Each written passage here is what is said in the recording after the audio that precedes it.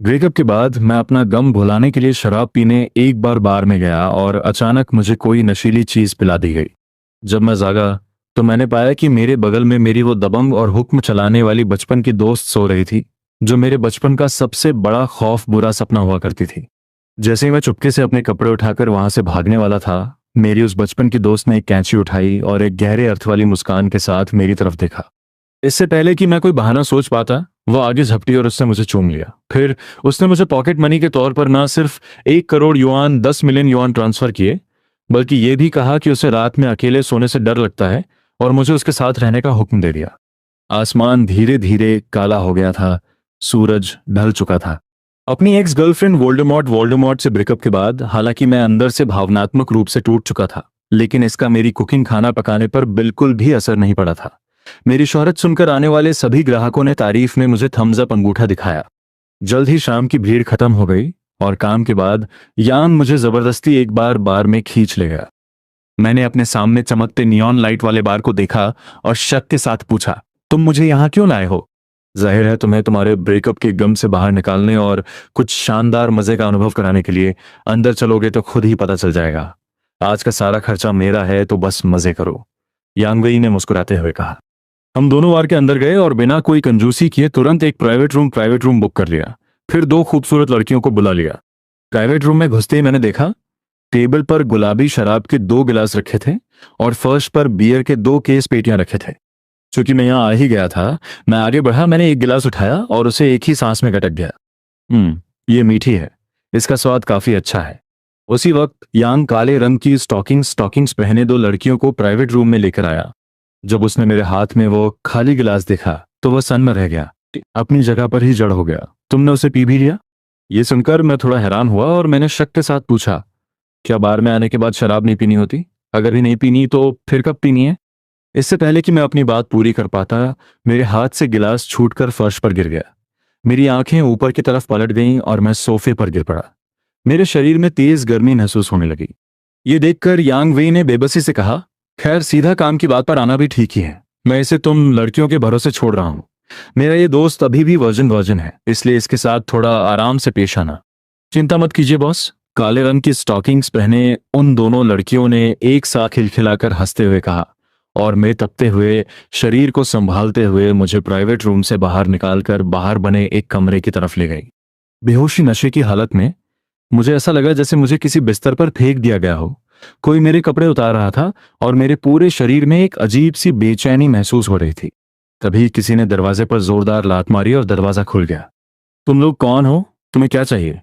अचानक कुछ बॉडीगार्ड्स अंदर घुसे और उन्होंने उन दोनों लड़कियों को वहां से खदेड़ दिया। फिर काले रंग की ड्रेस पहने हुए एक महिला अंदर आई, जिसका रुतबा और अंदाज बेहद दमदार रहा था।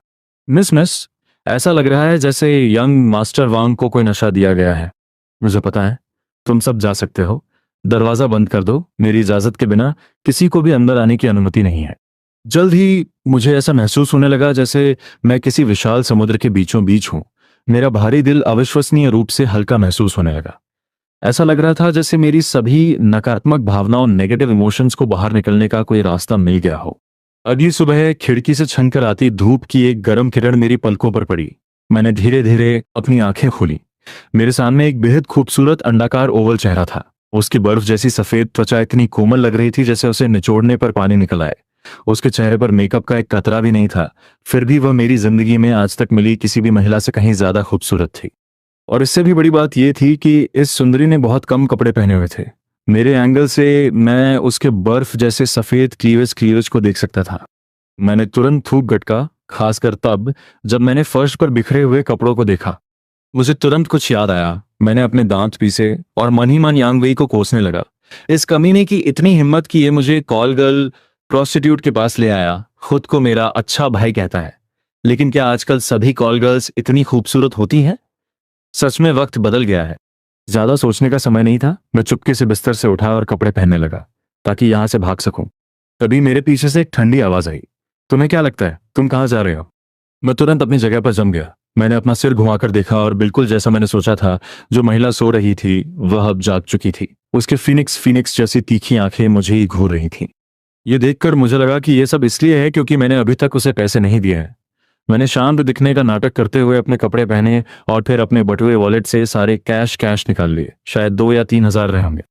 मैंने उसे मेज पर रखा और थोड़ी झिझक के साथ कहा, ओम, कल रात जो भी हुआ वो बस एक एक्सीडेंट गलती था। इतने पैसे काफी होंगे, है ना? मुझे अब जाना होगा।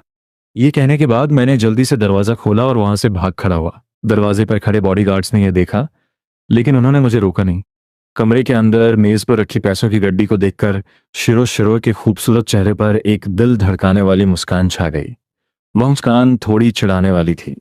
इतने साल बीत गए, ये अभी भी उतना ही प्यारा है। मैं सच में तुम्हारे साथ खेलने का और इंतजार नहीं कर सकती। क्योंकि मैं इतनी जल्दी में निकला था, इसलिए मैंने बिस्तर की चादर पर लगे लाल दाग रेड स्टेन पर ध्यान ही नहीं दिया। उसी समय जैसे ही मैं होटल से बाहर निकला, मैंने तुरंत यांग वेई को फोन किया। जैसे ही कॉल कनेक्ट हुआ, मैं गुस्से से फट पड़ा। लानत है, मैं तुम्हें अपना भाई समझता था, लेकिन तुम्हारी मुझे एक कॉल गर्ल प्रोस्टिट्यूट के पास ले जाने की हिम्मत कैसे हुई? ठीक है, तुम मुझे कॉल गर्ल के पास ले गए, लेकिन तुमने उसके पैसे भी नहीं दिए। क्या तुमने नहीं कहा था कि सारा खर्चा तुम्हारा है? दूसरी तरफ आधी नींद में जगा यांग वेई मेरी ये डांट सुनकर सन्न रह गया।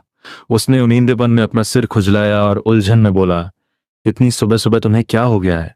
जो लड़कियां मैंने बुलाई थीं, क्या तुमने उन्हें भगा नहीं दिया था? कौन से पैसे? ये सुनकर मैं भी सन्न रह गया। मुझे कल रात बेहोश होने के बाद सुनी गई आवाजें धुंधली धुंधली याद आने लगी। क्या ऐसा हो सकता है कि किसी ने मेरा फायदा उठाया हो?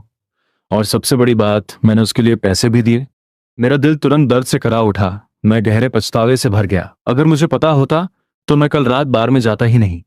अब ये देखो, किसी के साथ सोना एक अलग बात है, लेकिन मैंने अपने 2,000 से ज्यादा युआन भी गंवा दिए। ये बहुत बड़ा नुकसान है। तभी पीछे से एक काले रंग की बेंटली तेजी से आई और ठीक मेरे सामने आकर रुक गई। इससे पहले कि मैं कुछ समझ पाता, कार से दो बड़े हट्टे कट्टे आदमी बाहर निकले। उन्होंने बड़ी ही फुर्ती और सफाई से मुझे बांधा और कार की पिछली सीट पर फेंक दिया। अरे अरे, तुम लोग क्या कर रहे हो? मुझे जाने दो। ये सब पलक झपकते ही हो गया। सिर्फ 1 मिनट के अंदर ये पूरा का पूरा वाकया हो चुका था। बेंटले फिर से स्टार्ट हुई और तेज से वहां से निकल गई। सड़क पर खड़े एक राहगीर को इस नजारे ने पूरी तरह से सन्न कर दिया था। उसका मुंह खुला का खुला रह गया। उसने अपनी आंखों पर यकीन ना कर पाते हुए उन्हें मला और चुपचाप थम्स अप दिखा दिया।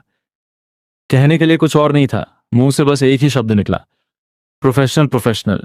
इस वक्त बेंटले की पिछली सीट पर मैं कार की मैट पर एकदम सुन्न चेहरे के साथ लेटा हुआ था और एक नाजुक सा छोटा पैर मेरे चेहरे पर रखा हुआ था। शिरू शिरू अब काले रंग की ड्रेस पहने हुए, उसके बर्फ जैसे सफेद बाल उसके कंधों पर बिखरे हुए थे।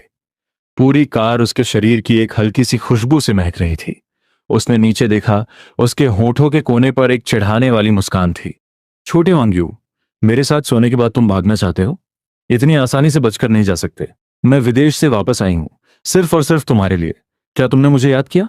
अब तक मैं काले रंग की ड्रेस पहने इस महिला की पहचान जान चुका था। मेरे पिता के गुजरने से पहले वह एक लिस्टेड कंपनी के चेयरमैन थे और मेरे सामने खड़ी यह महिला मेरे बचपन की दोस्त शीशे परिवार की सबसे बड़ी बेटी शिरू शिव थी।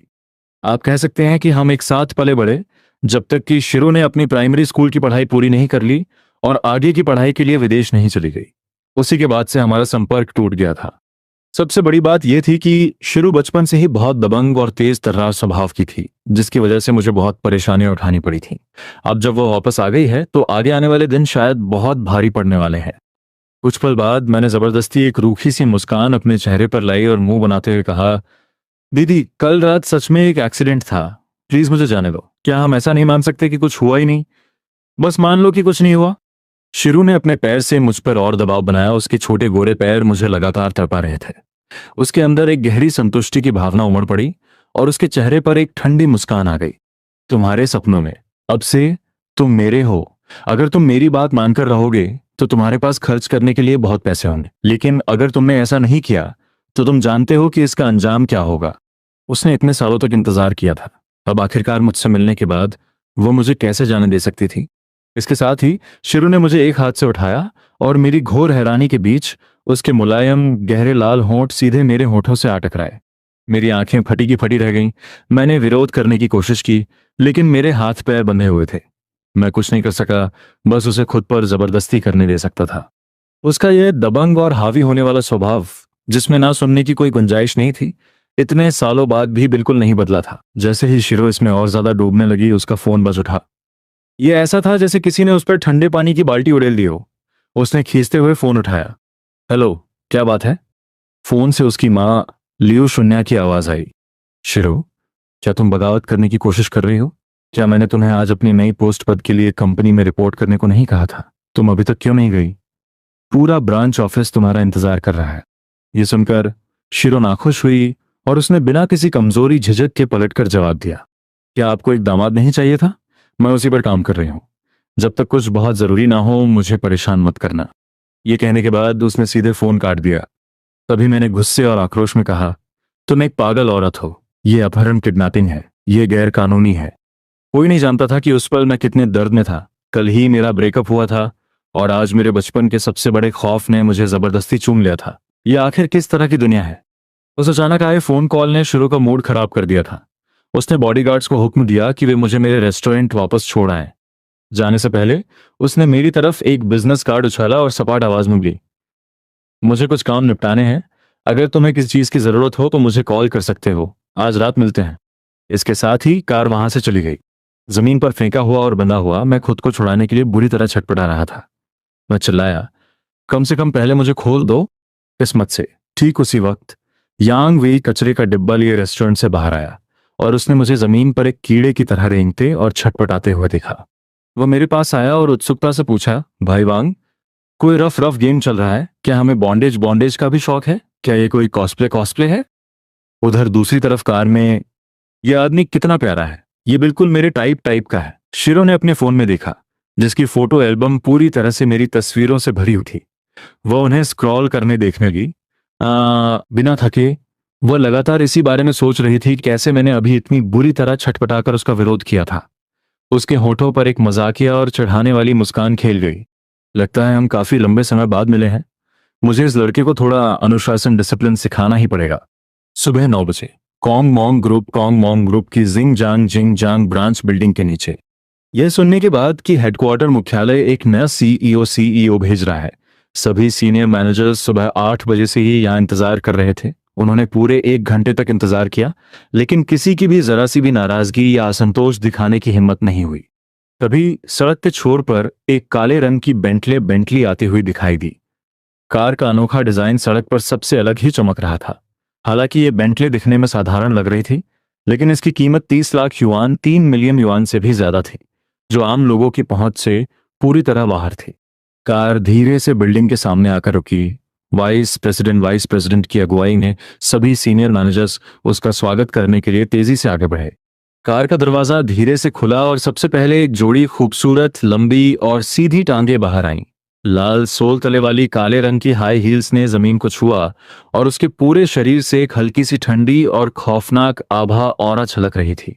शेरू बाहर निकली। स्वागत है प्रेसिडेंट। उनकी आंखों में छलकती चापलूसी को देखकर शेरू ने हल्की सी अपनी पलकें उठाईं। उसकी नजरें ठंडी और घमंड से भरी हुई थीं। वह उन्हें पूरी तरह से अनदेखा करते हुए सीधे बिल्डिंग के अंदर चली गई।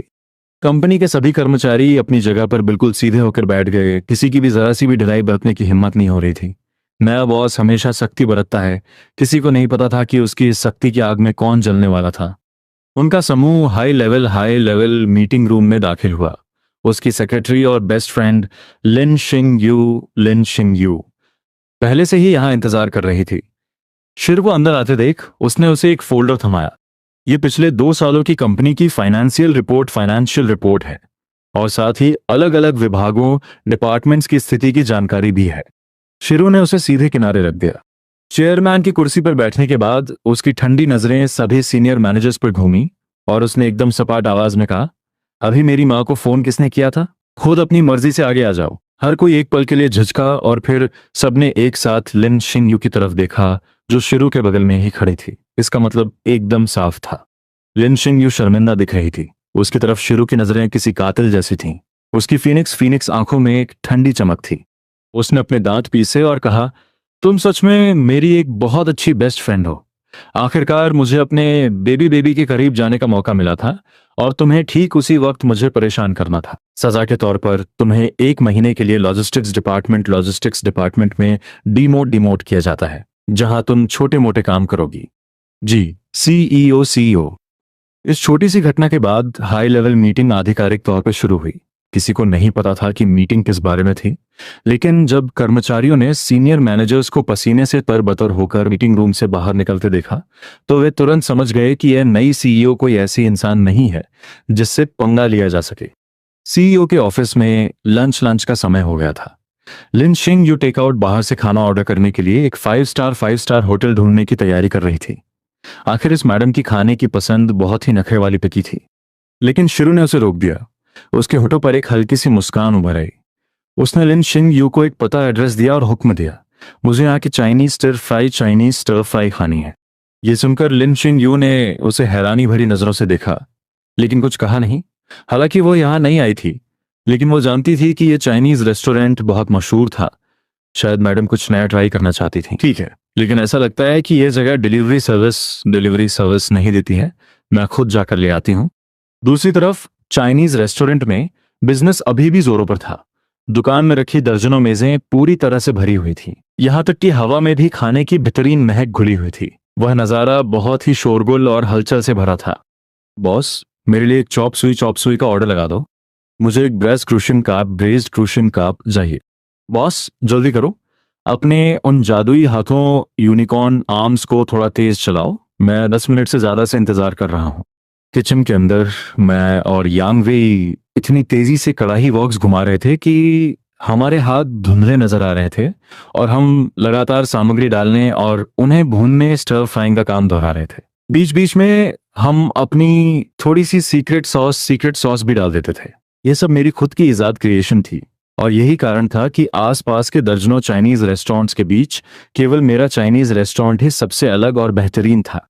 चूंकि ज्यादातर ग्राहक ऑफिस में काम करने वाले लोग थे, इसलिए वे बहुत देर तक बैठकर नहीं खाते थे, इसलिए ग्राहकों का आना जाना, कस्टमर टर्नओवर बहुत तेज था। ठीक इसी वक्त लिन शिंग दुकान में दाखिल हुई और उसने सीधे काउंटर पे खड़े स्टाफ पर चिल्लाते हुए कहा, मेरे लिए अपनी सारी सिग्नेचर डिशेस ले आओ, मुझे उन्हें पैक टू गो करवाना है। उन्हें अभी के अभी बनाओ, मैं इसके लिए ज्यादा पैसे एक्स्ट्रा दे सकती हूँ। जैसे ही उसने यह कहा, आसपास की मेजों पर बैठे ग्राहकों ने उसे बड़ी अजीब नजरों से देखा। काउंटर के पीछे खड़ी सिस्टर वांग एक पल के लिए सन्न रह गई, फिर उसने एक हल्की सी मुस्कान दी। मुझे माफ कीजिए, आपसे पहले भी कई ग्राहक लाइन में है। हमारे रेस्टोरेंट में लाइन तोड़ने, कटिंग इन लाइन की इजाजत नहीं है। अगर आप इंतजार कर सकती हैं तो हम अभी आपका ऑर्डर ले लेते हैं। यह सुनकर लिन शिंग यू को कोई फर्क न पड़ा। उसने सीधे अपने बटुए से कई दर्जन लाल नोट कैश निकाले और उन्हें मेज पर रखते हुए सपाट आवाज में कहा, क्या आप ठीक है? सिस्टर वांग मुस्कुराई और उसने कुछ नहीं कहा, और ना ही उसने पैसे लिए। उसके बगल में अपने खाने का इंतजार कर रहे एक ग्राहक ने उसे विनम्रता से याद दिलाया, मिस, आपको बस शांति से इंतजार करना चाहिए। लाइन के हिसाब से खाना मिलना बॉस वांग का बनाया हुआ एक नियम है। ये खास तौर पर आप जैसे लोगों से निपटने के लिए बनाया गया है जो लाइन तोड़ना चाहते हैं। चाहे कोई अमीर हो या गरीब, सब बराबर है। आप चाहे कितने भी पैसे क्यों ना दे दें, उसका कोई फायदा नहीं है। हर किसी के इस तरह घूरने की वजह से लिन शिंग यू को बेहद शर्मिंदगी महसूस हुई।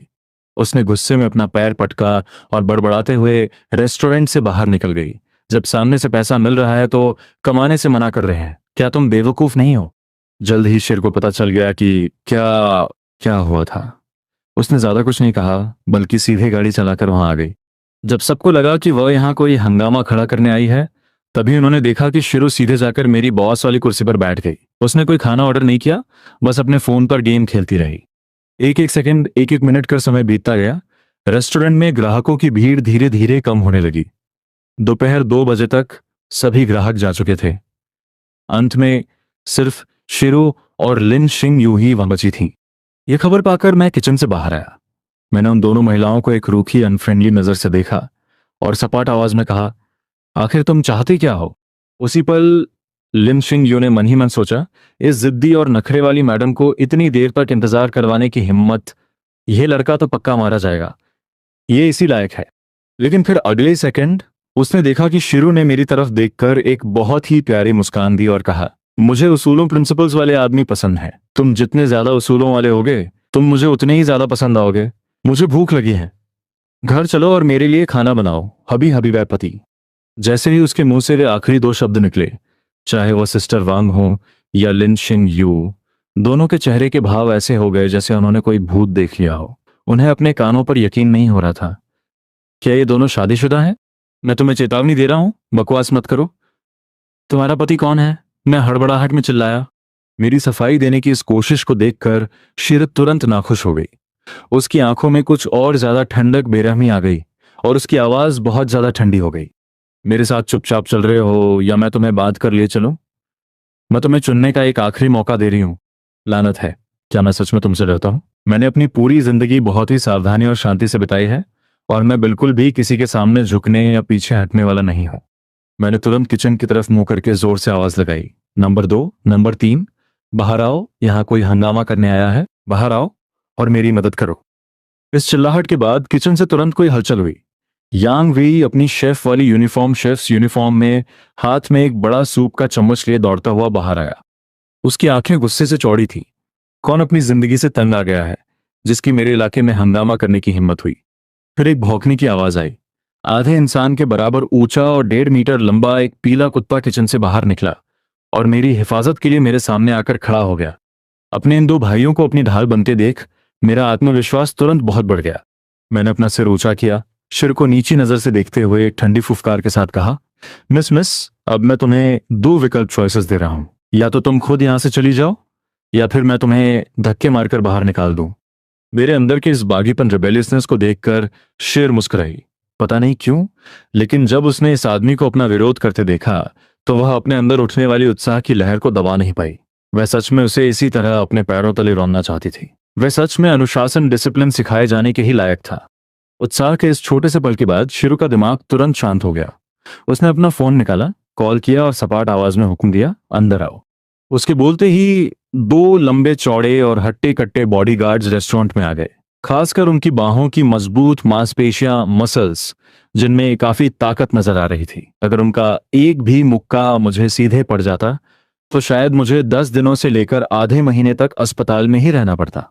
उन दोनों बॉडीगार्ड्स को रेस्टोरेंट में आते देख हालांकि मैं डर गया था, लेकिन फिर भी मैंने अपना थूक गटका और शांत दिखने का नाटक करते हुए कहा, कोई बात नहीं, उनके 2 के मुकाबले हम 3 हैं, पलड़ा हमारा ही भारी है, जीत हमारी होगी। यह सुनकर लिन शिंगयू ने मुझ पर तरस खाते हुए याद दिलाया, जरा पीछे मुड़कर देखो कि तुम्हारे दोनों अच्छे भाई क्या करने वाले हैं। यह सुनकर मैंने शक के साथ अपना सिर घुमाकर पीछे देखा और ठीक उसी वक्त मैंने यांग वेई और दाहुआंग पीले कुत्ते को चुपके से वापस किचन में खिसकने की कोशिश करते हुए पकड़ा। रंगे हाथों पकड़े जाने के बाद यांग वेई ने झेपते हुए अपना सिर खुजलाया। अचानक कुछ याद आने का नाटक करते हुए उसने कहा, ओ नहीं, आज सुपरमार्केट में सेल लगी है, मुझे कुछ खाने का सामान लेने के लिए जल्दी से वहां जाना होगा। भाई वांग, अब तुम खुद ही अपना ख्याल रखना। ये कहने के बाद वो अपनी जान बचाने के लिए भाग खड़ा हुआ। उसका पहले वाला वो आक्रामक गुस्सैल रूप पूरी तरह से गायब हो चुका था। मेरी नजर दाहुआंग पर पड़ी। मैंने एक तिरछी मुस्कान के साथ कहा, दाहुआंग, मैं हमेशा तुम्हें अच्छा खाना खिलाता हूं और तुम्हारे साथ अच्छा बर्ताव करता हूं। तुम तो मुझे युद्ध के मैदान में छोड़कर नहीं भागोगे, है ना? दाहुआंग ने अपनी कुत्ते वाली आंखें झपकाईं और वह सच में वापस आ गया। मेरे अच्छे भाई, मुझे पता था कि मेरा तुम्हारे लिए प्यार बेकार नहीं जाएगा। बाद में मैं पक्का तुम्हारे लिए एक बहुत सुंदर कुतिया फीमेल डॉग ढूंढूंगा। मैं अंदर से बहुत भावुक हो गया था, लेकिन जल्द ही मुझे एहसास हुआ कि कुछ गड़बड़ है। दाहुआंग सच में मेरे बगल से होते हुए शिरू के पास गया और बड़े प्यार से अपना कुत्ते वाला सिर उसकी खूबसूरत टांगों पर रगड़ने लगा। अपने मुंह से भिनभिनाने वाइनिंग जैसी आवाज निकालते हुए वह बेहद आज्ञाकारी ओबियन दिख रहा था। यह नजारा देखकर उसके बगल में खड़ी लिन शिंगयू खुद को जोर से हंसने से नहीं रोक पाई। हाँ, ये कुत्ता बहुत चालाक है, इसे भी पता है कि कहाँ फायदा है और कहाँ मुसीबत से बचना है। दाहुआंग के इस रवैये से शिरू भी बहुत खुश हुई। उसने अपना नाजुक और गोरा हाथ उसके सिर पर रखा और एक प्यारी सी मुस्कान के साथ कहा, कितने आज्ञाकारी हो, बाद में मैं तुम्हारे लिए कुछ सबसे खूबसूरत कुतिया ढूंढ कर लाऊंगी। दोनों के दोनों गद्दार, लगता है मुझे बस खुद पर ही भरोसा करना होगा। मैंने गुस्से में मन ही मन उन्हें कोसा और फिर बड़ी कुशलता से लड़ने की मुद्रा स्टांस बना ली। उसमें छिपी हुई ताकत को भांपते हुए दोनों बॉडीगार्ड्स में से एक ने अपनी आंखें सिकोड़ी और गंभीर आवाज में कहा, तुमने मार्शल आर्ट्स सीखी है, तुम किस स्कूल घराने के शिष्य हो? मैंने एक ठंडी फुंफकार छोड़ी और कहा, मैंने कई सालों से किसी के साथ लड़ाई नहीं की है। मैं तुम सबसे लड़ना नहीं चाहता था, लेकिन चूंकि तुम लोग मुझे मजबूर कर रहे हो तो ठीक है, आज मैं तुम्हें दिखाऊंगा कि मैं कितना खतरनाक हूं। दोनों बॉडीगार्ड्स बड़ी गंभीरता से मेरे हमले का इंतजार करने लगे। यहां तक कि शिरू भी सीधी होकर बैठ गई। अपनी आंखें सिकोड़ते हुए उसने मन ही मन सोचा, क्या इस लड़के के पास कोई छिपा हुआ तुरुप का इक्का एस अप स्लीव है? अगले ही पल मेरी नजरें बदल गईं। मेरे शरीर से एक तेज आभा ऑरा निकलने लगी। मेरी आंखें बर्फ के ब्लेड जैसे ठंडी हो गई थीं और मेरी हर एक हरकत से एक अदृश्य शक्ति, इनविजिबल पावर झलक रही थी। फिर मैं पीछे मुड़ा और भाग खड़ा हुआ। जी हाँ, बिल्कुल सही, मैं मुड़ा और भाग गया। हर कोई सन्न रह गया। शुरू शुरू अचानक हकीकत में वापस लौटी और उन दोनों बॉडीगार्ड्स पर गुस्से से चिल्लाए जो अभी भी वहां हक्के बक्के खड़े थे। तुम लोग वहां खड़े खड़े क्या देख रहे हो? जाओ उसके पीछे भागो। लेकिन उसके कुछ बोलने तक दाहुआंग दहांग उनसे एक कदम आगे निकल चुका था, बहुत ही तेजी से। इससे पहले कि मैं पीछे वाले दरवाजे से बाहर भाग पाता, मेरे मुंह से एक दर्दनाक चीख निकल गई। लानत है बेवकूफ कुत्ते, मुझे छोड़। अगर तूने मुझे नहीं छोड़ा तो यकीन मान मैं आज रात तुझे पकाकर खा जाऊंगा। भाव भाव वुफ वुफ। तुम किस तरह के इंसान हो? क्या तुम नहीं जानते कि तुम्हारा ये कुत्ता डोगी बड़ा भाई कौन है? दूसरों के साथ चालाकी करना एक अलग बात है, लेकिन तुम मेरे साथ चालाकी कर रहे हो अपने इस बड़े भाई की होने वाली मालकिन के लिए। मुझे अभी तुम्हें थोड़ा सबक सिखाना ही पड़ेगा। जल्द ही मुझे फिर से बांध दिया गया और कार में फेंक दिया गया। मेरी आंखों में दुख और गुस्सा साफ झलक रहा था। कार के वहां से जाने के बाद यांग वेई भी पीछे किचन से बाहर आया। उसने और सिस्टर वांग ने एक दूसरे को देखा और चुपचाप एक बोर्ड निकालकर दरवाजे पर टांग दिया। उस पर लिखा था, बॉस को एक अमीर मैडम ने किडनैप कर लिया है। रेस्टोरेंट दोबारा खुलने का समय अनिश्चित है। चलो अब काम से छुट्टी लेते हैं। आधे दिन की छुट्टी मिलना बहुत मुश्किल होता है। दाहुआंग, रेस्टोरेंट का ख्याल रखना। खैर, वह काली बेंटली बेंटली तेजी से दौड़ती हुई जांग सिटी के सबसे भीड़ भाड़ वाले इलाके की तरफ बढ़ रही थी। दीदी, तुम मुझे कहाँ ले जा रही हो? कार में मैं खिड़की के बाहर के नज़ारे देख रहा था। मुझे समझ नहीं आ रहा था कि मैं हंसूं या रोऊं। मेरे दिल में एक अजीब सी बेचैनी थी। ये पागल औरत मुझे दफनाने के लिए कोई सुनसान जगह तो नहीं ढूंढने वाली है ना? शिरू ने मुझ पर कोई ध्यान नहीं दिया। वो एक तरफ आंखें बंद करके आराम से बैठी थी। बहुत ही तेज से कार सड़कों से गुजरते हुए झील के किनारे बने विला, लेक साइड विला के सामने आकर रुकी। ये एक 3 मंजिला डुप्लेक्स विला था जो कम से कम 1000 वर्ग मीटर में फैला हुआ था। विला के पीछे एक बहुत ही खूबसूरत झील थी जिसके किनारे विलो विलो के पेड़ों की शाखाएं हवा में लहरा रही थीं। वहां की हवा अविश्वसनीय रूप से ताजा थी। मुझे खोलने के बाद, हालांकि वो सच में मुझे अभी के अभी कच्चा चबा जाना चाहती थी, लेकिन ये सोचकर उसने खुद को रोक लिया कि उसने अभी तक लंच नहीं किया है। उसने जबरदस्ती मेरा हाथ पकड़ा और बूढ़े बटलर की हैरानी भरी नजरों को अनदेखा करते हुए विला के अंदर चली गई। वह किचन के सामने गई और ठंडी आवाज में बोली, आधे घंटे के अंदर मुझे अपने सामने 3 डिशेस और एक सूप चाहिए। अगर खाने का स्वाद अच्छा नहीं हुआ तो मैं तुम्हें नंगा करके पूरे शहर की सड़कों पर घुमाऊंगी, समझे? उसकी उन ठंडी और खौफनाक नजरों को देखकर मेरी मना करने की हिम्मत कैसे हो सकती थी? मैं बस लगातार हाँ में अपना सिर हिलाता रहा। किचन में घुसने के बाद, वहां के उपकरणों, बर्तनों आदि से खुद को परिचित करने के बाद, मैंने कड़ाही में तेल गर्म करना शुरू किया। मैं बिल्कुल भी कायर नहीं हूं। मुझे तो बस इस बात पर तरस आ रहा था कि वो इतनी भूखी है। एक काबिल शेफ होने के नाते मैं अपने सामने किसी को भूखा मरते हुए कैसे देख सकता हूँ? हाँ, बिल्कुल यही बात है। जब मैं खाना बना रहा था तो शिरू दूसरी मंजिल के बेडरूम में गई। उसने जल्दी से गर्म पानी से नहाया और एक आरामदायक नाइट गाउन पहन लिया। जब मैं किचन से ब्रेस्ड बैंगन, ब्रेस्ड एगप्लांट की एक प्लेट लेकर बाहर आया तो मेरी नजर इसी नजारे पर पड़ी। मैंने देखा कि शिरू एक काले रंग का सिल्क का नाइट गाउन पहने हुए महोगनी की कुर्सी पर पीठ टिकाए बैठी थी और उसके छोटे संगमरमर जैसे गोरे पैरों से स्लीपर्स, चप्पलें लटक रही थीं। जैसे जैसे उसके पैर की उंगलियां एक लय हिल रही थीं, वैसे वैसे वे स्लीपर्स भी हल्के हल्के हिल रही थीं। उसे इस तरह देखकर मैंने अपना थूक गटका और मेरा चेहरा हल्का सा लाल हो गया। मैंने मन ही मन सोचा कि हालांकि यह औरत पागल है, लेकिन वह यकीनन कयामत की खूबसूरत स्टनिंग ब्यूटी है। डाइनिंग टेबल पर बोर होकर बैठी शिरू ने मेरे चेहरे के भावों में आए इस हल्के से बदलाव को बड़ी तेजी से भांप लिया। उसके गोरे गालों पर एक चिढ़ाने वाली मुस्कान आ गई और उसने शरारत भरे अंदाज में पूछा, क्या मैं खूबसूरत हूं? मैं ट्रे लेकर उसके पास गया और मैंने उन तीनों डिशेज और एक सूप को एक एक करके टेबल पर रख दिया। हालांकि मैं अपनी जान बचाने के लिए सच में उसे खूबसूरत कहना चाहता था, लेकिन फिर भी मैंने ढिठाई से कहा, कपड़े बुरे नहीं है, लेकिन इंसान थोड़ी मोटी है। यह सुनकर शिरू की आंखें तुरंत ठंडी हो गईं। उसकी आंखों में एक ठंडी चमक कौंधी और उसने सीधा अपना हाथ बढ़ाया और मुझे जबरदस्ती खींचकर अपनी बाहों में जकड़ लिया। तुम क्या करना चाहती हो? मैंने उसकी आक्रामक आंखों में देखते हुए कमजोर आवाज में कहा। शिरू के हाथों ने मेरी कमर को जकड़ रखा था और उसके होठों के कोने पर एक ठंडी मुस्कान खेल रही थी। अगर तुम अपने मुंह पर काबू नहीं रख सकते तो मुझे इसे काबू में रखने में तुम्हारी मदद करने में कोई ऐतराज नहीं है। यह कहने के बाद वो मुझे चूमने के लिए आगे बढ़ी। इससे पहले कि मैं कुछ समझ या कर पाता, उसने अपनी मुलायम खुशबूदार जीभ से जबरदस्ती मेरे दांतों को खोल दिया। मैंने अपनी आंखें चौड़ी की और मैं इसका विरोध करना चाहता था, लेकिन तभी मैंने शिरू की आंखों में असंतोष की एक झलक देखी। मेरे पेट पर एक जोरदार मुक्का पड़ा, जिसकी वजह से मेरे मुंह से कराह निकल गई और मैंने उसके मुलायम होठों का विरोध करने की ताकत खो दी। मेरे होठों पर हुए इस चुंबन ने मेरे दिल की धड़कनें तेज कर दी थीं। अचानक मुझे महसूस हुआ कि मैं इस पल का थोड़ा मजा ले रहा हूं। काफी देर बाद शिरू ने आखिरकार मुझे छोड़ा और उसने अपने मुंह के कोने से चमकते हुए तरल को पोंछा। उसके चेहरे पर एक दिलकश मुस्कान आ गई।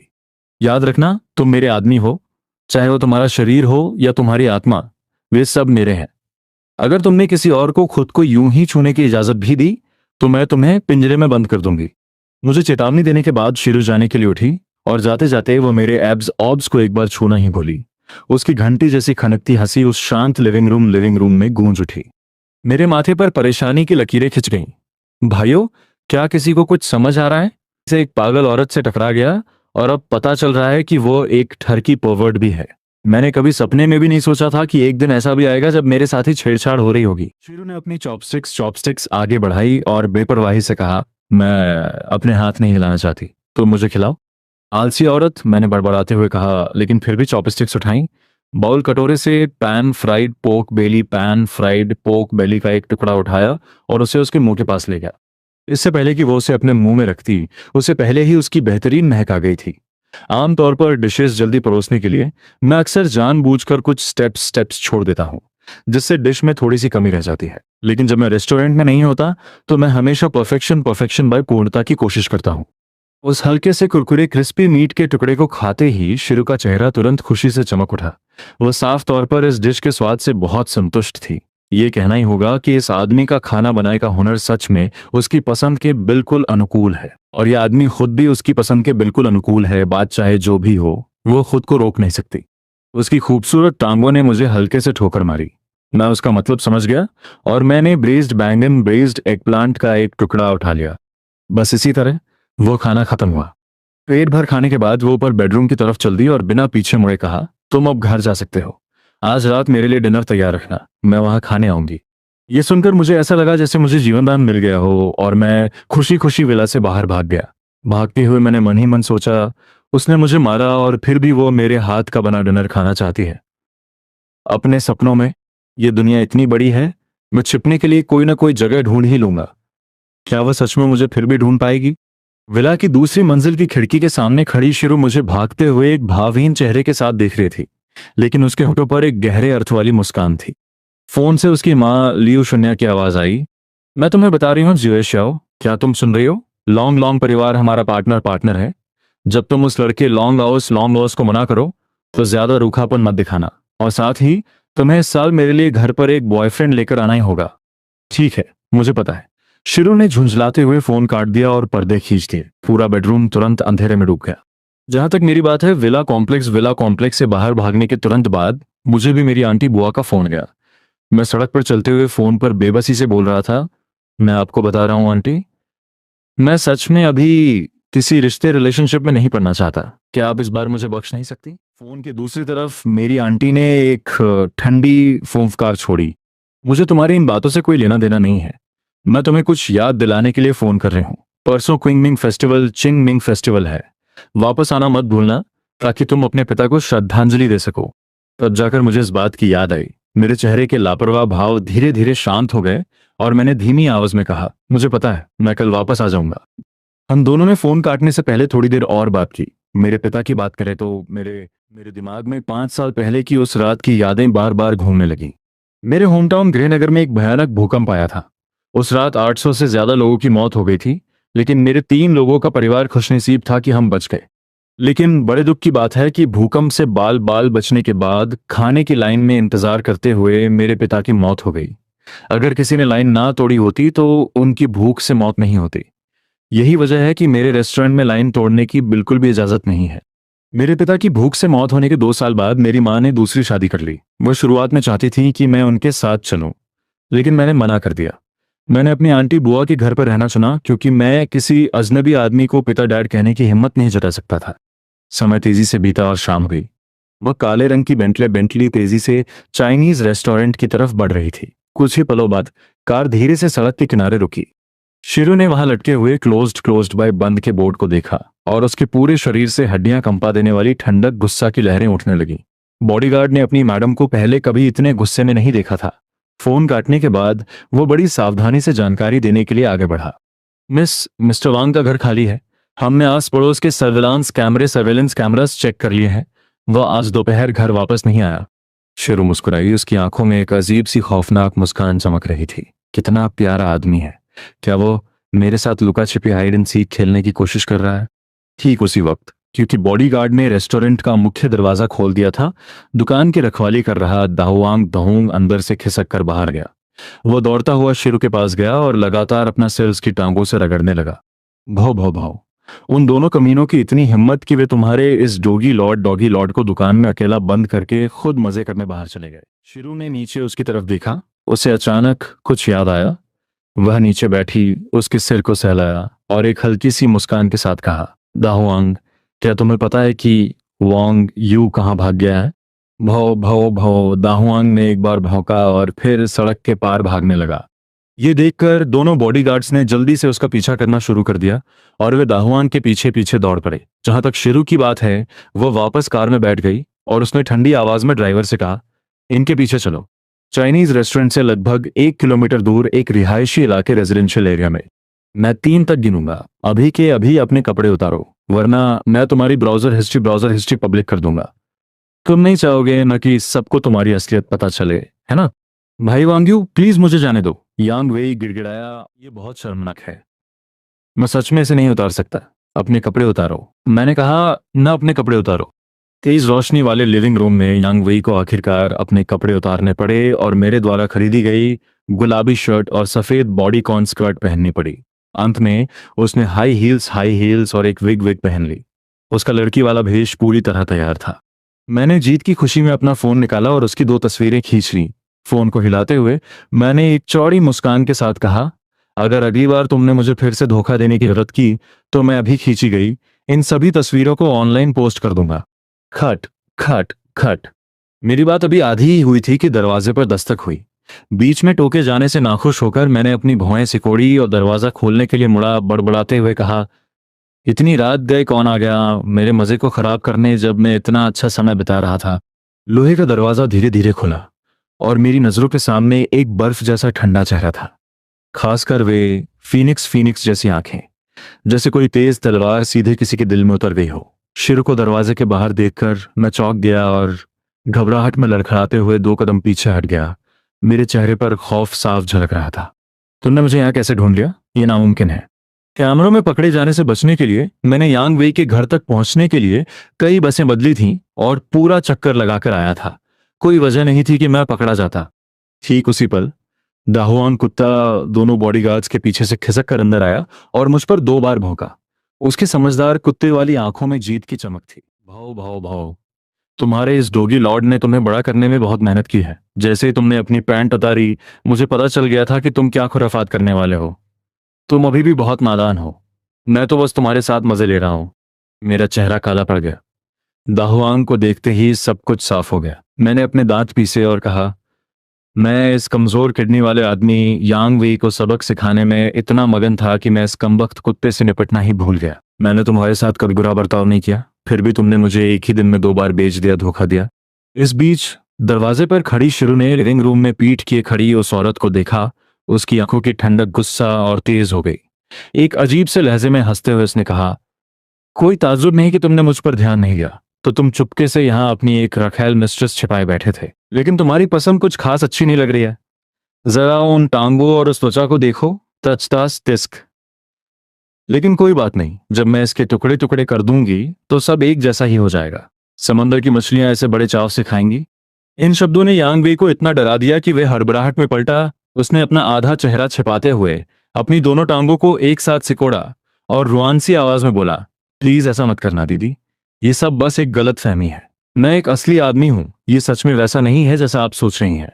एक भारी मर्दाना आवाज गूंज उठी। शिरू और दोनों बॉडीगार्ड सन्न रह गए और फिर उन सब ने मुझे बड़ी अजीब नजरों से देखा। मैंने उनकी नजरों से खुद को बचाते हुए 2 बार खांसा और अजीब सी झिझक के साथ बड़बड़ाया, मुझे इस तरह से मत देखो। मेरा सेक्सुअल ओरिएंटेशन बिल्कुल नॉर्मल है। अगर मुझे लड़के पसंद भी होते तो भी ऐसा कोई रास्ता नहीं है कि मैं इस लड़के को पसंद करूं। लिविंग रूम में कुछ पल के लिए सन्नाटा छा गया। माहौल थोड़ा अजीब हो गया था। काफी देर बाद आखिरकार शिरू ने ठंडी आवाज में कहा, इसे यहां से ले चलो।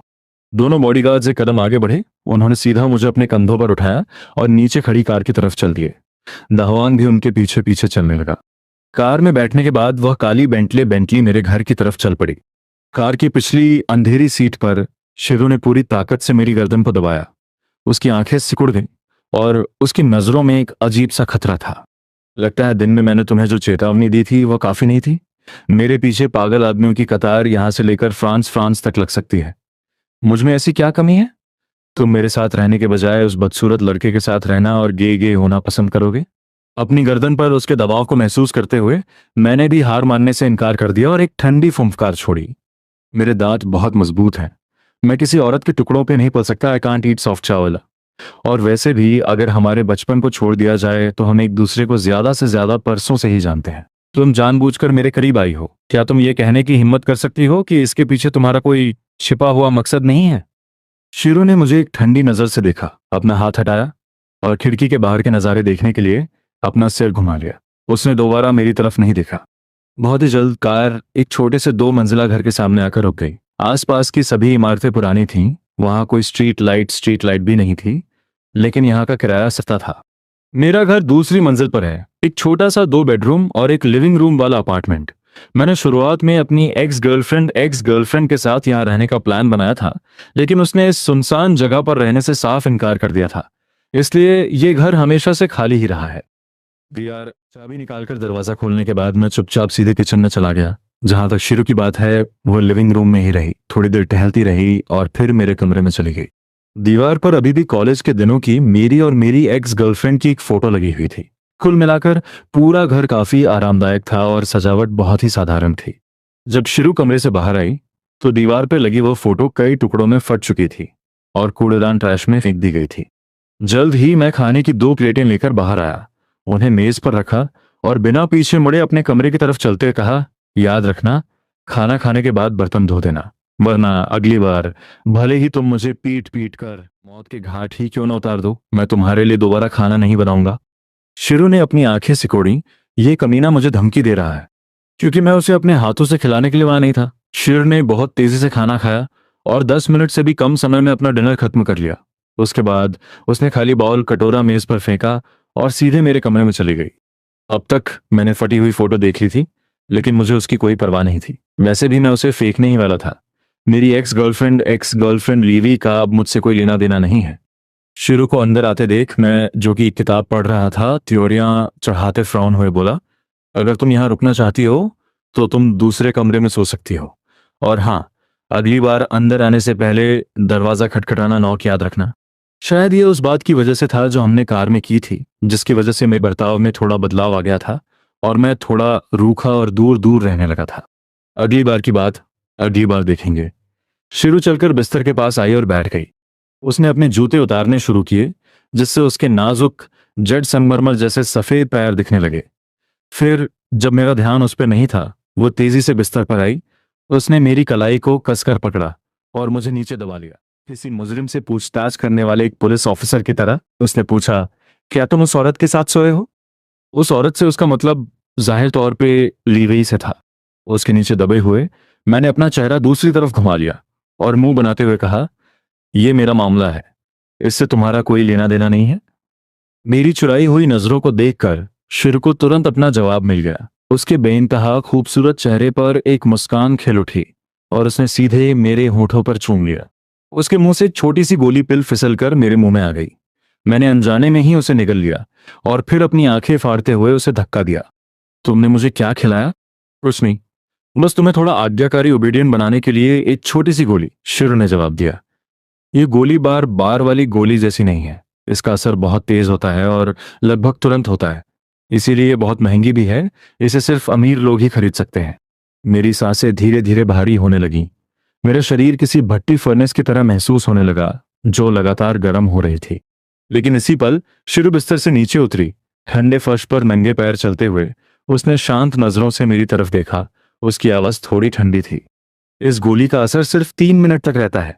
3 मिनट के बाद तुम वापस नॉर्मल हो जाओगे। अगर तुम इसे बर्दाश्त कर गए तो ये साबित कर देगा कि तुम सच में अपने दिल में मुझसे नफरत करते हो।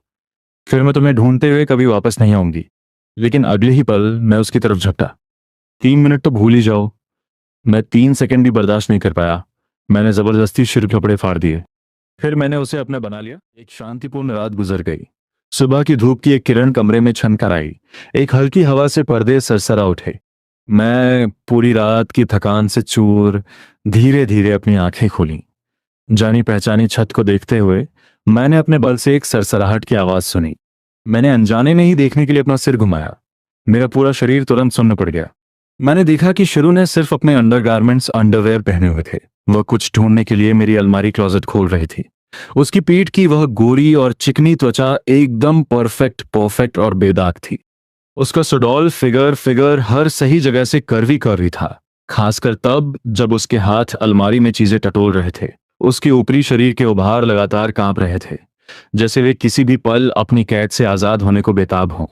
बहुत जल्दी शिर को अलमारी में से ढीले कपड़ों की 2 जोड़ियां मिल गईं और उसने उन्हें पहन लिया।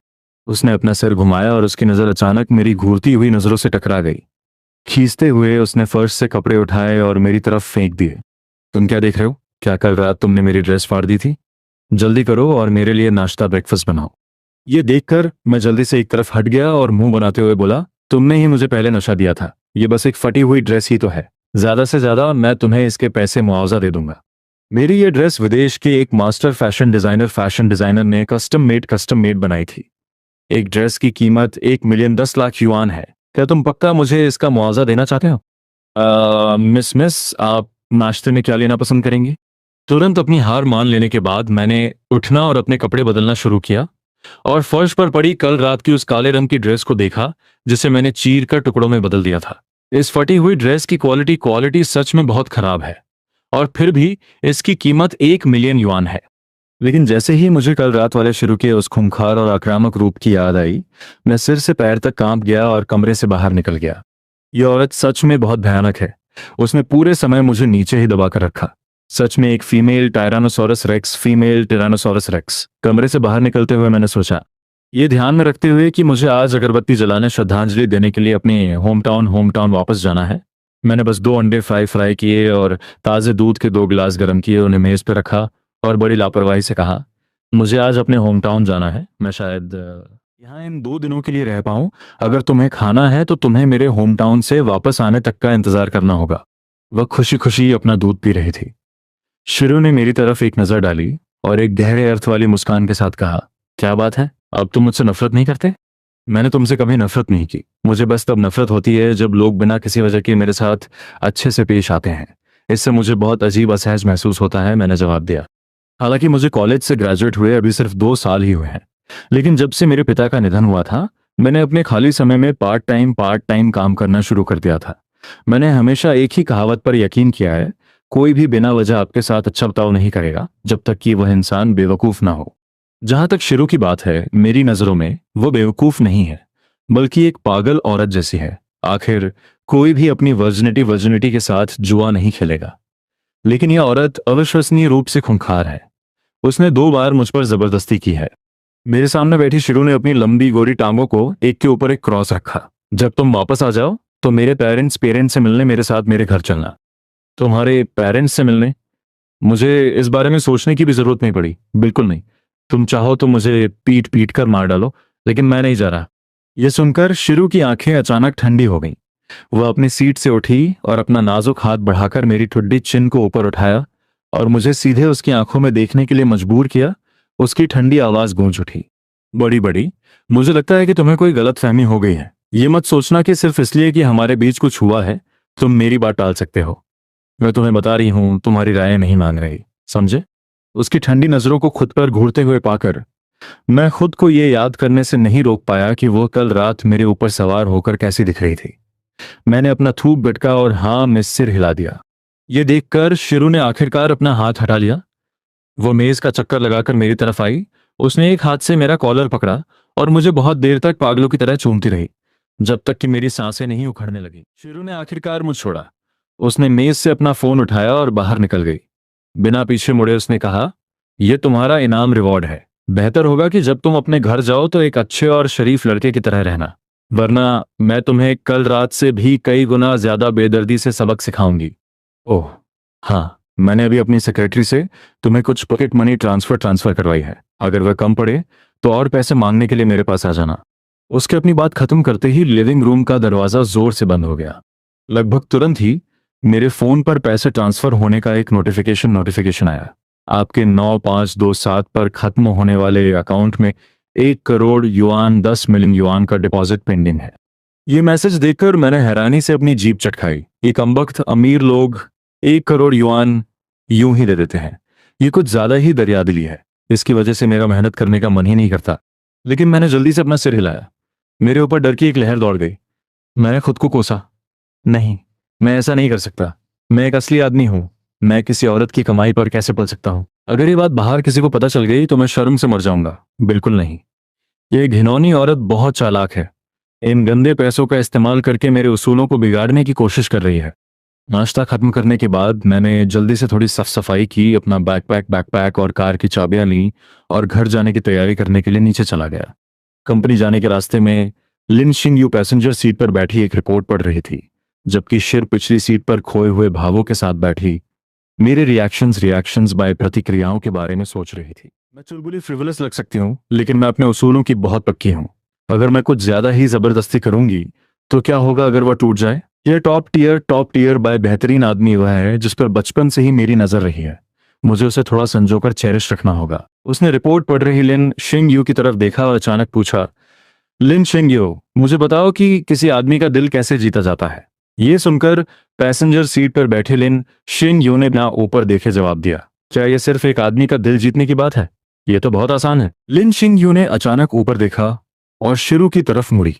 उसने उसे ऊपर से नीचे तक देखा और फिर एक उलझे हुए भाव कॉम्प्लेक्स एक्सप्रेशन के साथ कहा, तुम बदल गई हो। तुम अब वह मगरूर और बर्फ की देवी आइस गॉडेस नहीं रही जिसे मैं कभी जानती थी। अगर तुम नहीं चाहती कि तुम्हारी इस महीने की पूरी सैलरी काट ली जाए तो मेरे सवाल का जवाब दो। शिरू की आवाज एकदम साफ और ठंडी थी। लिन शिंग यू ने मुंह बनाया और उसके पास ये कहने के अलावा कोई चारा नहीं था। क्या एक आदमी का दिल जीतना आसान है? खासकर बॉस वांग जैसे उसूलों वाले एक फ्रेश मीट बाय हैंडसम लड़के का? बस उसे अपनी मौजूदगी की आदत डाल दो और फिर उसे इग्नोर बाय अनदेखा करना शुरू कर दो। प्ले हार्ड टू गेट, आसानी से हाथ ना आने का नाटक करो। उसे यह एहसास दिलाओ कि वो तुम्हारे बिना नहीं जी सकता, और बस यही है। लेकिन मुझे ये कहना ही होगा, बॉस वांग सच में बहुत हैंडसम है। मैं भी अपना थोड़ा सा सेल्फ कंट्रोल खो रही हूँ। उसकी हंसी बीच में ही अचानक रुक गई, क्योंकि लिन शिंग यू को डर था कि अगर वह हंसती रही तो एक खूंखार बॉस उसे बीच से आधा चीर देगी। इस दीवानी लड़की को चेतावनी देने के बाद पिछली सीट पर बैठी शिरू के चेहरे पर एक सोच विचार वाला भाव उभर आया। उसने अभी कही गई बातों पर गहराई से विचार किया। उस कमबख्त आदमी को अपना दीवाना ऑब्सेस बना लूं और फिर उसे पूरी तरह से अनदेखा कर दूं। लेकिन समस्या यह है कि वह एक लत लगाने वाली प्रतिबंधित दवा, एडिक्टिव फॉरबिडन ड्रग की तरह है। मैं खुद पर काबू कैसे रख सकती हूँ और उस पर ध्यान कैसे नहीं दे सकती? Long city Jiang city जैंग city के ठीक बगल में है, जो एक 10,000 मील लंबी नदी के लिए मशहूर है, जो किसी प्राचीन ड्रैगन की तरह ही राजसी और शानदार दिखती है। यहाँ का टूरिज्म बाय पर्यटन उद्योग सबसे ज्यादा विकसित है। पूरी सुबह गाड़ी चलाने के बाद मैंने खिड़की से बाहर इस जानी पहचानी लेकिन अजनबी सी लगने वाली सिटी शहर देखा। मेरे दिल में एक ऐसा एहसास उमड़ पड़ा जिसे शब्दों में बयां नहीं किया जा सकता था। मैं थोड़ा भावुक, इमोशनल हो गया। कार शहर से गुजरी और आखिरकार एक हाई एंड विला कॉम्प्लेक्स में दाखिल हुई। ये एक छोटे से 2 मंजिला विला के सामने आकर रुकी। आवाज सुनकर बालों का जूड़ा बन बनाए हुए एक महिला पहली मंजिल से बाहर आई, जिसने एक एप्रन और स्किन कलर्ड की स्टॉकिंग्स पहनी हुई थी। वह साफ तौर पर 40 साल की होने वाली थी, लेकिन उसकी उम्र जरा भी नहीं ढली थी। वांग्यू, मैं तुम्हारी याद में मरी जा रही थी। महिला खुशी से भरे चेहरे के साथ सीधे मेरी तरफ दौड़ी और मुझे कसकर गले लगा लिया। ये देखकर कि वह अपना चेहरा मुझसे रगड़ने वाली है, मैंने जल्दी से उसे दूर धकेला और थोड़ी चिढ़ के साथ कहा, मैं तुम्हें बता रहा हूं, ओल्ड मेड बाय कुंवारी बुआ, तुम्हें जल्दी से किसी को ढूंढकर शादी कर लेनी चाहिए। अगर ऐसा ही चलता रहा तो अगली बार मैं यहां आने की हिम्मत नहीं करूंगा। बिल्कुल सही। ये महिला मेरी आंटी बुआ वांग जियोआन वोंग शवान है, जो एक पक्की लेफ्ट ओवर वुमन बाय कुंवारी महिला है। वह करोड़ों की एक फैशन कंपनी की मालकिन है, एक असली अमीर औरत। अगर मैं चाहता तो मैं भी एक second generation rich kid by अमीर बाप की औलाद हो सकता था और मुझे पढ़ाई के दौरान काम नहीं करना पड़ता। लेकिन बदकिस्मती से मैं बहुत स्वाभिमानी प्राउड हूँ। मैं मुफ्तखोर फ्रीलोडर बनकर नहीं रह सकता। अगले ही सेकंड मेरे पेट पर एक जोरदार मुक्का पड़ा। मेरी आंखें फटी की फटी रह गईं। मैं कल रात का डिनर लगभग उल्टी करने ही वाला था। वांग जियोआन ने अपनी मुट्ठी पीछे खींची, अपने हाथ अपनी कमर पे रखे और एक ठंडी फुंफकार छोड़ी। मुझे दोबारा ओल्ड मेड कहने की जरूरत करना। मैं गारंटी देती हूँ कि तुम अपनी बाकी की जिंदगी व्हील चेयर पर बिताओगे। बोलते बोलते वो विला के अंदर चली गई। बिना पीछे मुड़े उसने कहा, जल्दी करो और अंदर आकर खाना खा लो। ये जानकर कि तुम वापस आ रहे हो, मैंने खास तौर पर ब्रेस्ड पोर्क रिब्स बनाए हैं। मैं गारंटी देती हूँ कि इसे देखकर तुम्हारे मुंह में पानी आ जाएगा। मैंने अपना पेट मला और मुंह बनाते हुए उसके पीछे पीछे विला के अंदर चला गया। मैंने धीमी आवाज में बड़बड़ाते हुए कहा, औरतें कितनी अस्थिर फिकल होती हैं। एक सेकंड वह कहती है कि वह मुझे बहुत याद करती है, अगले ही सेकंड वह मुझे एक जोरदार मुक्का मार देती है। कोई ताज्जुब नहीं कि वह शादी नहीं कर पा रही है। दुर्भाग्य से आगे चल रही वांग जियोआन ने मेरी ये बड़बड़ाहट सुन ली। उसका चेहरा तुरंत गुस्से से लाल हो गया। उसने दरवाजे के पास से लोहे की एक रॉड उठाई और मेरी तरफ मुड़ी। मैं इतना डर गया कि मेरा चेहरा पीला पड़ गया। मैं पलटा और अपनी जान बचाने के लिए भागा। बुआ, मेरी गलती थी, मुझे सच में अपनी गलती का एहसास है। बकवास बंद कर। आज तू पिटने वाला है, आज मैं तुझे अच्छे से मजा चखाऊंगी। हम दोनों आंगन में एक दूसरे के पीछे ऐसे ही भागने लगे। एक बुआ भतीजे के रिश्ते के बजाय ये किसी भाई बहन के रिश्ते जैसा ज्यादा लगा था। थोड़ी देर ऐसे ही भाग दौड़ करने के बाद आखिरकार हम दोनों डाइनिंग टेबल पर जाकर बैठ गए। लंच शुरू करते हुए वांग जियोआन ने मेरे बाउल में मीट का एक टुकड़ा रखा, अपनी लंबी और पतली टांगों को क्रॉस करके बैठी और बड़ी दिलचस्पी से मुस्कुराते हुए बोली, क्या तुम्हारी बचपन की मोहब्बत तुम्हें ढूंढते हुए आ गई है? तुम्हारा रिश्ता उसके साथ कहाँ तक पहुंचा? क्या तुम दोनों ने वो कर लिया? मैंने अपने मुंह का चावल लगभग उगल ही दिया था। यह औरत अभी भी इतनी बेशर्मी से बात करती है। जो बीत गया सो बीत गया, अब वक्त अलग है। हमने सालों से एक दूसरे को नहीं देखा है। ज्यादा से ज्यादा अब हम सिर्फ नॉर्मल दोस्त हैं। यह सुनकर वांग जियोआन की आंखों में थोड़ी निराशा झलक आई। उसकी बातों में अफसोस था। खैर, यह सच में बड़े अफसोस की बात है, बदमाश लड़के। तू हमेशा रोए से शादी करने की जिद किया करता था। अगर हम तुम दोनों को एक साथ सोने नहीं देते थे तो तू नखरे दिखाने लगता था। जैसे ही उसने ये कहा, मैं दंग रह गया और शक के साथ पूछा, मैं साथ सोने वाली बात मानता हूँ, लेकिन क्या मैंने कहा था कि मैं उससे शादी करूंगा? ये कब हुआ? आखिरकार बहुत साल बीत चुके हैं। मेरे बचपन की यादें थोड़ी धुंधली हो चुकी हैं। मुझे बस कभी कभी ही कुछ पुरानी बातें याद आती हैं। लेकिन मांग जियोआन ने मुझे ऐसे देखा जैसे मैं कोई बेवकूफ हूं और साफ शब्दों में कहा, बिल्कुल तूने कहा था। और तो और उस लड़की रोशी ने हमेशा इस बात को अपने दिल में बसा कर रखा है, वरना वह इतनी दूर विदेश से वापस तुझे ढूंढने क्यों आती? जाहिर है क्योंकि मैं हैंडसम हूं। मैं कहा, जल्दी से खाना खाओ। खाने के बाद हमें पितरों की पूजा के लिए सामान भी खरीदने जाना है। मौसम गर्म हो रहा है, हम तुम्हारे लिए गर्मियों के कुछ कपड़े भी खरीद सकते हैं। इसके अलावा वांग जियोआन ने मुंह खोलते ही किसी बातूनी आंटी की तरह बिना रुके किटकिट करना शुरू कर दिया। उसे चुप कराना नामुमकिन था, लेकिन मुझे सच में ये माहौल बहुत अच्छा लग रहा था। मैंने बिना किसी झुंझलाहट के उसकी सारी बातें सुनी। धीरे धीरे मेरे अंदर खुशी का एक एहसास उमड़ने लगा। दूसरों का अपनी परवाह करना कितना अच्छा लगता है। मेरे दिल में एक परिवार की तस्वीर बिल्कुल ऐसी ही है। खाना खत्म करने के बाद वांग जियोआन कपड़े बदलने के लिए ऊपर चली गई, जबकि बर्तन धोने की जिम्मेदारी मेरी थी।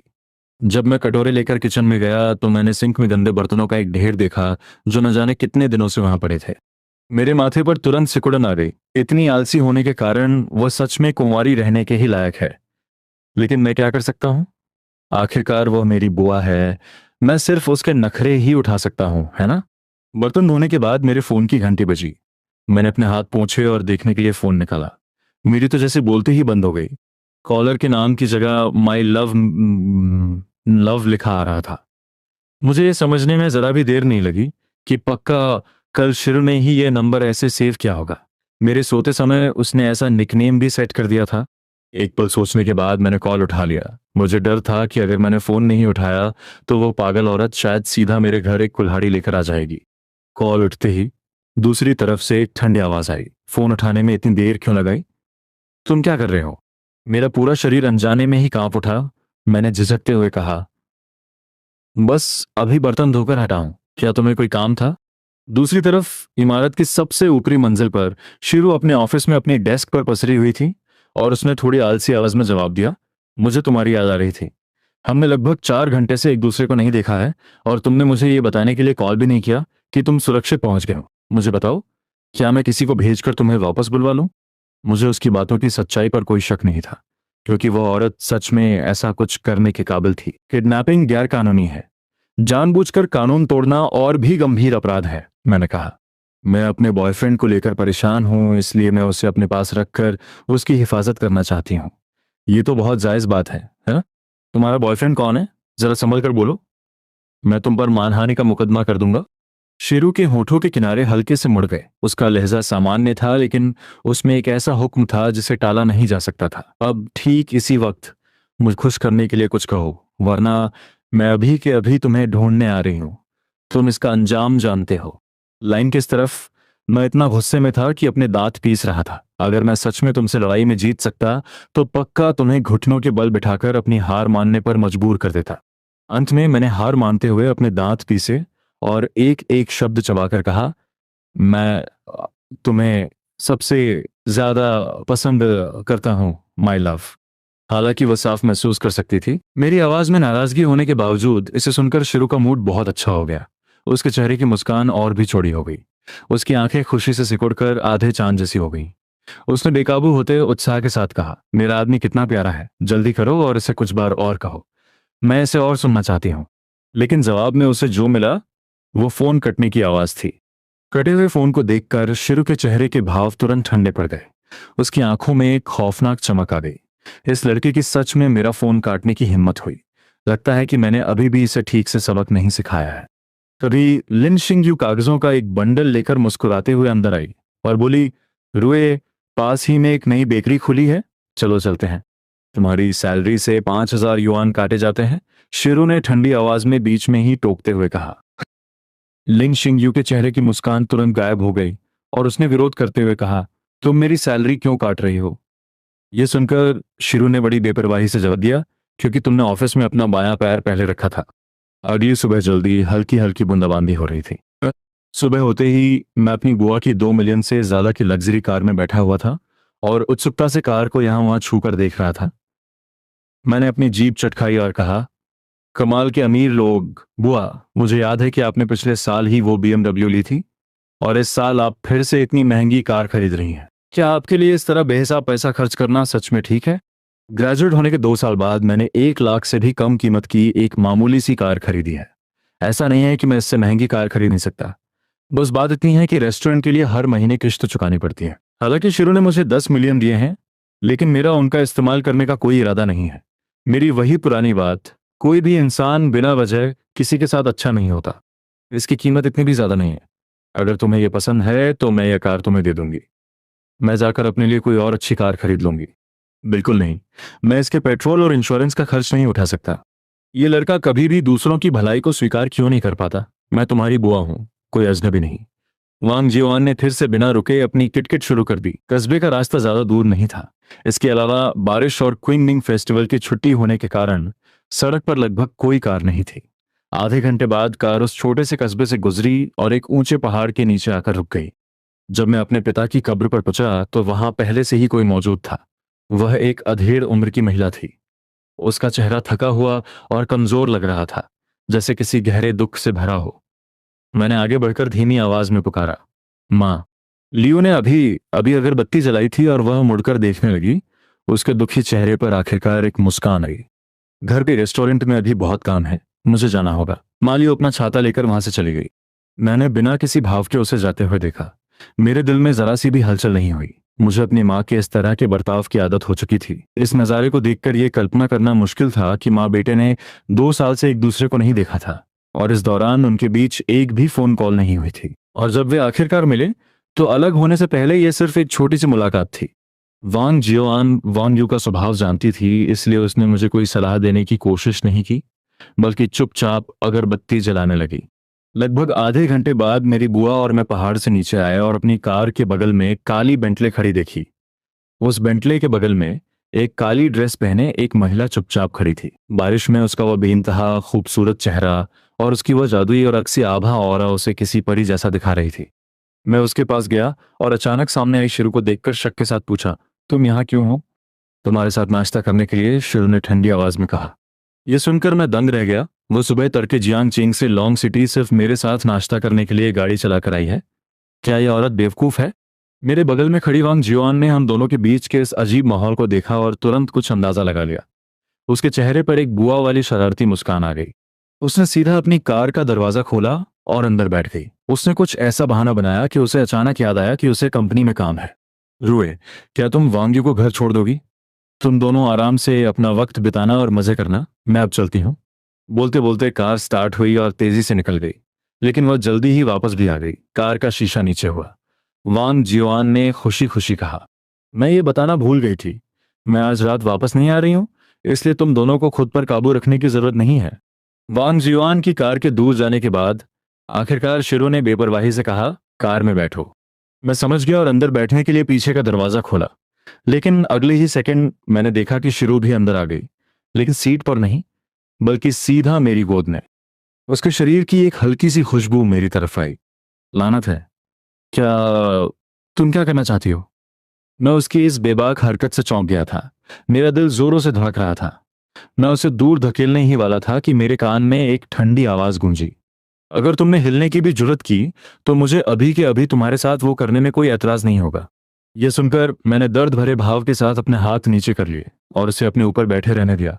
शिरू ने मेरी कमर को कसकर गले लगा लिया। उसका मुलायम शरीर लगभग मेरे शरीर से चिपका हुआ था। हम एक दूसरे की सांसें महसूस कर सकते थे। उसने वांग यू के शरीर की खुशबू को लालच भरे अंदाज में अंदर खींचा। इस जानी पहचानी खुशबू ने उसके लिए खुद को रोकना नामुमकिन बना दिया था। ठीक उसके बाद मुझे अपनी गर्दन में एक तेज दर्द महसूस हुआ। मैंने तुरंत एक ठंडी सांस अंदर खींची। लानत है, इस पागल औरत ने मुझे फिर से काट लिया।